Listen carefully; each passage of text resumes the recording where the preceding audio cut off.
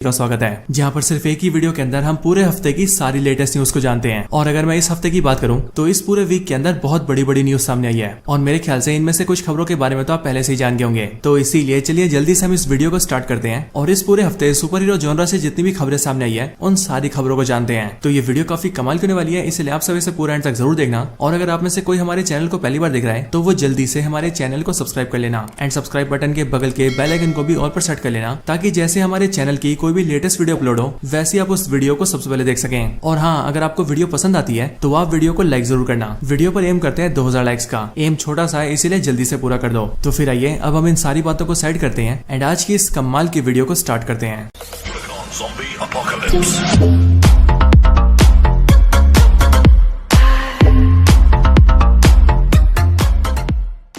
तो चलिए सबसे पहले बात करते हैं मार्वल की न्यूज के बारे में। और मार्वल की तरफ से अभी जो सबसे बड़ी खबर आ रही है वो खबर है एवेंजर्स 5 और एवेंजर्स 6 को लेकर। सो बेसिकली मार्वल स्टूडियोज ने कॉमिक-कॉन के इवेंट के अंदर एवेंजर्स 5 और एवेंजर्स 6 के टाइटल के साथ साथ उनके रिलीज डेट को भी कंफर्म कर दिया है। क्योंकि अगर आपको याद हो तो पहले एवेंजर्स 5 का नाम जो था वो था एवेंजर्स कैंग डायनेस्टी, लेकिन अब इस मूवी का नाम होगा एवेंजर्स डूम्सडे और ये रिलीज होगी मई 2026 में। और इसके साथ ही अगर बात करें एवेंजर्स 6 की तो उस मूवी का नाम अभी भी एवेंजर्स सीक्रेट वॉर्स ही है एंड ये रिलीज होगी मई 2027 में। यानी कि इन दोनों एवेंजर्स मूवी के बीच एक साल का गैप होगा। लेकिन हाँ, जो सबसे बड़ी खबर है वो ये भी नहीं है, क्योंकि हमारे पास इससे भी बड़ी एक खबर है। और वो खबर ये है कि हमारे एमसीयू के आयरन मैन यानी कि actor Robert Downey junior officially MCU के अंदर अपनी वापसी कर रहे हैं। लेकिन इस बार जो उनका कैरेक्टर होगा वो होगा डॉक्टर डूम का। बेसिकली मार्वल वालों ने आरडीजे को विलन के लिए कास्ट किया है और आरडीजे एमसीयू के अंदर एक ऐसे आयरन मैन के वेरिएंट को प्ले करेंगे जो आयरन मैन का वेरिएंट आगे चलकर डॉक्टर डूम बन जाएगा। और फिर यही डॉक्टर डूम हमें एवेंजर्स 5 में दिखेगा, यानी कि एवेंजर्स डूम्सडे के अंदर। इसके साथ ही आप सभी इवेंट की इमेजेस भी देख सकते हैं और ये सारी इमेजेस सैन डिएगो कॉमिक-कॉन की है, जहाँ पर मार्वल वालों ने आरडीजे को एज डॉक्टर डूम रिवील किया था।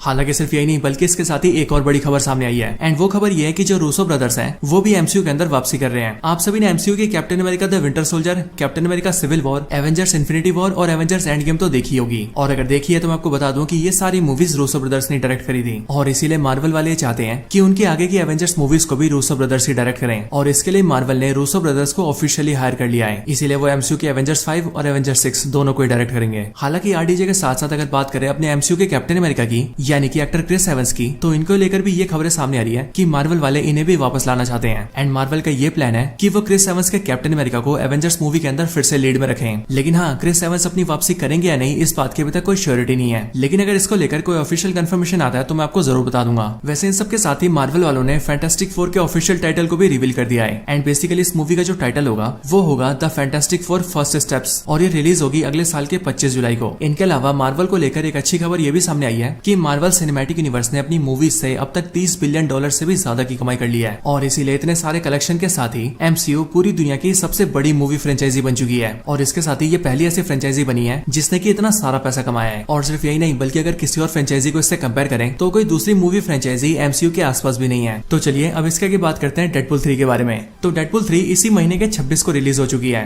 और सच में मूवी बहुत ही कमाल की है, इसीलिए मैं तो आपसे यही बोलना चाहूंगा कि आप सब इस मूवी को एक बार जरूर देख के आना। लेकिन हाँ, अगर आप में से कोई ऐसा है जो कि अभी तक इस मूवी को नहीं देख पाया है तो उन सब के लिए हमने अपने चैनल पर इस मूवी की स्टोरी को एक्सप्लेन कर रखा है। अगर आप चाहें तो डायरेक्टली उस वाली वीडियो को भी देख सकते हैं। अब डेडपूल 3 के कलेक्शंस की बात करें तो ये मूवी बॉक्स ऑफिस के ऊपर बहुत ही बढ़िया कमाल कर रही है, क्योंकि अपनी ओपनिंग के साथ ही डेडपूल 3 ने $100 मिलियन कमा लिए हैं और एक आर रेटेड मूवी के लिए सिर्फ अपनी ओपनिंग के ऊपर $100 मिलियन कमाना बहुत बड़ी बात होती है। एंड इसी वजह से डेडपूल 3 मूवी ओपनिंग करने के मामले में सबसे बड़ी आर रेटेड मूवी बन चुकी है। और सिर्फ यही नहीं बल्कि अगर द मार्वल्स की बात करें तो द मार्वल्स मूवी ने अपने लाइफ टाइम में जितना कलेक्शन किया था उस पूरे कलेक्शन को डेडपूल 3 ने सिर्फ 3 दिन में बीट कर दिया है। यानी कि डेडपूल 3 3 दिन में इतना पैसा कमा चुकी है जितना द मार्वल्स ने अपनी पूरी जिंदगी में देखा तक नहीं है। और इसीलिए मेरे ख्याल से डेडपूल 3 मूवी बड़े आराम से $2 बिलियन को तो क्रॉस कर ही देगी। वैसे आपके हिसाब से मूवी कितना कलेक्शन कर सकती है ये आप मुझे कमेंट्स के अंदर जरूर बताना। अब बॉक्स ऑफिस कलेक्शन के साथ साथ इस मूवी की रेटिंग्स की बात करते हैं तो डेडपूल 3 मूवी की जो ऑडियंस स्कोर है वो 97% की है, जो कि सच में बहुत ही अच्छी रेटिंग होती है। और सिर्फ ये नहीं बल्कि अगर रॉटन टोमेटोज की रेटिंग की बात करें तो वहां पर भी डेडपूल 3 की 80% रेटिंग्स है,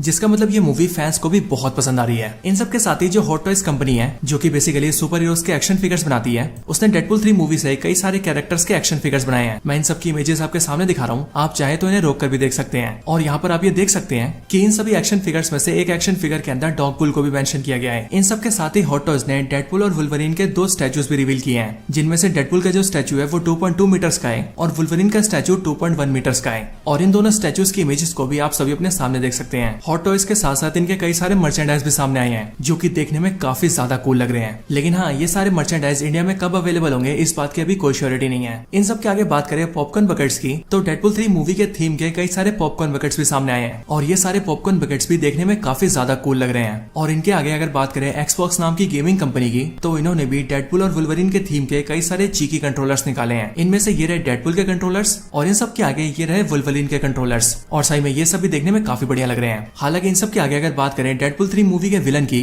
तो ये बात अब सभी को पता चल चुकी है कि इस मूवी की जो मेन विलन है वो कैसेंड्रा नोवा है। लेकिन हाँ, अभी कुछ टाइम पहले इस मूवी के डायरेक्टर यानी कि शॉन लीवाई और एक्टर रियान रेनॉल्ड्स दोनों ने इस बात को मेंशन किया था, या फिर यूं कहूं इस बात को रिवील किया था कि डेडपुल 3 मूवी के लिए मेफिस्टो को भी कंसिडर किया गया था। और अगर सब कुछ सही रहता तो हमें इस मूवी के अंदर Mephisto as a main villain दिखता। लेकिन आगे चलकर इनके प्लान्स चेंज हो गए और मेफिस्टो को मूवी के अंदर कास्ट ही नहीं किया गया। वैसे आप सब मुझे बताइए कि आप लोग मेफिस्टो को एमसीयू में देखने के लिए कितना एक्साइटेड हैं? अपने ओपिनियंस कमेंट्स के अंदर जरूर लिखना।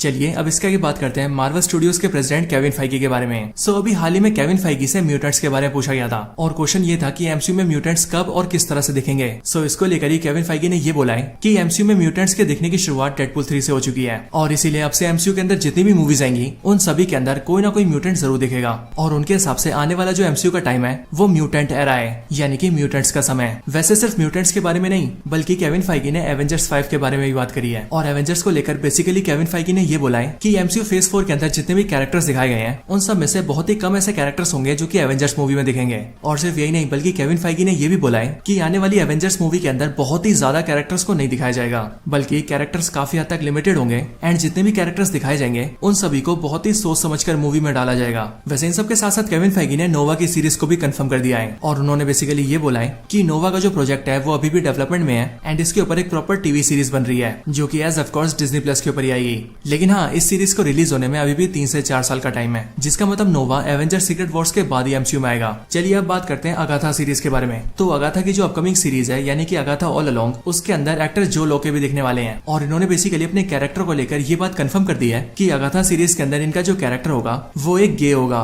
इसके साथ ही बात करें एमसीयू के कैंग के बारे में, तो कैंग को लेकर भी ये रिपोर्ट सामने आ रही है कि मार्वल वालों ने जोनाथन मेजर्स को लात मार के निकाल दिया है। और अभी के टाइम की बात करें तो इस टाइम पर एमसीयू ने नए कैंग को भी ढूंढ लिया है और एमसीयू का ये नया कैंग कौन है इस बारे में मार्वल वाले बहुत ही जल्दी अनाउंसमेंट कर देंगे। चलिए अब इसके आगे बात करते हैं एमसीयू के आखिरी न्यूज के बारे में और ये न्यूज है अपने रॉबर्ट डाउनी जूनियर को लेकर। तो अपने एमसीयू के आयरन मैन यानी कि actor Robert Downey junior Oppenheimer movie के लिए पहले ही ऑस्कर जीत चुके हैं, लेकिन अब ऑस्कर के बाद ही इनका नाम एमी अवार्ड्स के लिए भी नॉमिनेट हुआ है और इसीलिए अगर ये एमी अवार्ड्स जीत जाते हैं तो फिर रॉबर्ट डाउनी जूनियर दुनिया के उन गिने चुने एक्टर्स में से एक बन जाएंगे जिन्होंने एक ही साल में एमी अवार्ड्स और ऑस्कर दोनों जीत रखे हैं। तो चलिए अब मार्वल के आगे बात करते हैं डीसी की न्यूज के बारे में। एंड डीसी की तरफ से सबसे पहली खबर ये है कि डीसी वालों ने अपने लोगो को चेंज कर दिया है और डीसी स्टूडियोज के नए लोगों को सैन डिएगो कॉमिक कॉन के अंदर दिखाया गया था। मैं इस नए लोगो को आपके सामने लगा रहा हूँ, अगर आप चाहें तो इसे रोक कर देख सकते हैं। डीसी के लोगो के साथ साथ सैन डिएगो कॉमिक कॉन के अंदर सुपर गर्ल के भी लोगो को रिवील कर दिया गया है और सुपर गर्ल का ये वाला logo super girl women of tomorrow movie का ऑफिशियल लोगो होने वाला है। इसके साथ ही जेम्स गन ने ये भी कंफर्म कर दिया है कि उनके नए डीसीयू के अंदर अमेजोनियंस के ऊपर जो नई सीरीज आ रही थी जिसका नाम पैराडाइज लॉस्ट होने वाला था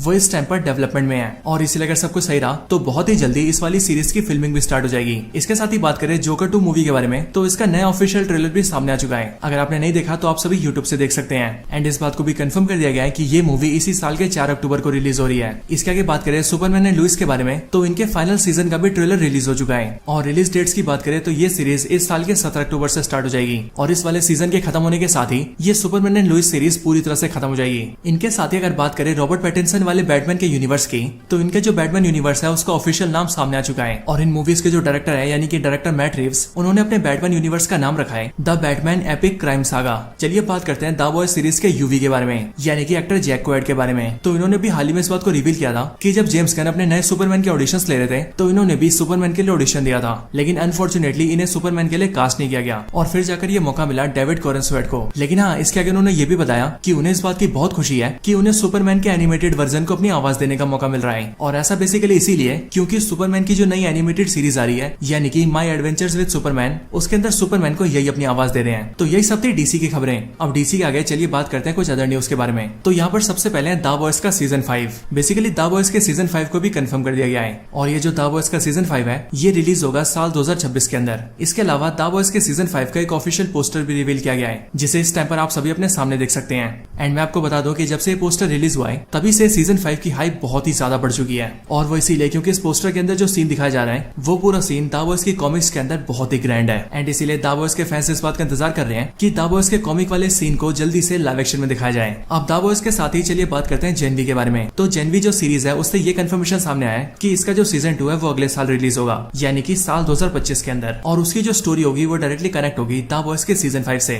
चलिए अब बात करते हैं नारुतो और निंजा टर्टल्स के क्रॉसओवर के बारे में। सो बेसिकली निंजा टर्टल्स और नारुतो दोनों ने मिलकर ये डिसाइड किया है, यानी कि इनके मेकर्स ने डिसाइड किया है कि वो इन दोनों के क्रॉसओवर के ऊपर एक कॉमिक सीरीज लेकर आएंगे और इसी कॉमिक सीरीज का इशू 1 रिलीज होगा इसी साल के नवंबर में। एंड इस पूरी कॉमिक सीरीज के अंदर हमें निंजा टर्टल्स और नारुतो के कैरेक्टर्स एक साथ दिखेंगे। आगे बात करते हैं इस साल के IMDb के टॉप 10 शोज के बारे में। तो IMDb वाले हर साल टॉप 10 शोज की लिस्ट निकालते हैं और हर बार की तरह इस साल जो उन्होंने लिस्ट निकाली है उस टॉप 10 लिस्ट के अंदर वन पीस की जो सीरीज है वो नंबर 1 पर है। इनके अलावा X-Men 97 की सीरीज नंबर 3 पर है और द बॉयज की सीरीज नंबर 6 पर है। इसके आगे बात करते हैं बीटलजूस मूवी के बारे में। सो इस वाली मूवी का भी ट्रेलर रिलीज हो चुका है, अगर आपने नहीं देखा तो आप यूट्यूब से देख सकते हैं। एंड अब इस बात को कंफर्म कर दिया गया है कि ये मूवी इसी साल के 6 सितंबर को रिलीज होगी। इसके आगे इनसाइड आउट 2 मूवी जो कि बेसिकली एक एनिमेटेड मूवी है। तो इस मूवी के कलेक्शंस ने सुपर मारियो ब्रोस के कलेक्शन को भी बीट कर दिया है और इसीलिए अब ये इनसाइड आउट 2 मूवी अब तक की दूसरी सबसे बड़ी एनिमेटेड मूवी बन चुकी है, जो कि सच में बहुत बड़ी बात है। चलिए अब इसके आगे बात करते हैं इस वीडियो के आखिरी न्यूज के बारे में, और ये खबर है हेलबॉय को लेकर। तो हेलबॉय की मूवी से इसका ऑफिशियल रन टाइम रिवील हो चुका है एंड बेसिकली ये मूवी 1 आवर 39 मिनट्स की होगी, यानी कि मोटा मोटी देखा जाए तो 1.5 घंटे की। वैसे आप मुझे बताइए कि आप इस मूवी को देखेंगे या फिर नहीं, अपने ओपिनियंस कमेंट्स के अंदर जरूर बताना।